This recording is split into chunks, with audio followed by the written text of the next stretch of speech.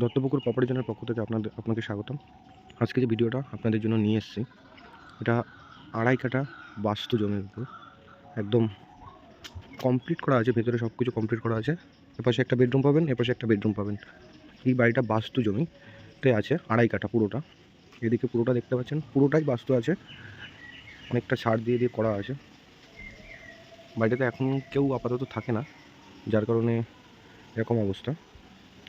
অনেকটাই জায়গা আছে এদিক দিয়ে এই পর্যন্ত পুরো সারিভাবে একদম করা আছে।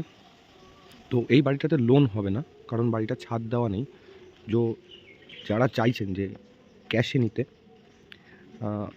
বাস্তু জমি হবে, একদম সাজানো গোছানো কমপ্লিট একটা বাড়ি আছে, একটু লো বাজেটের মধ্যে বাড়িটা।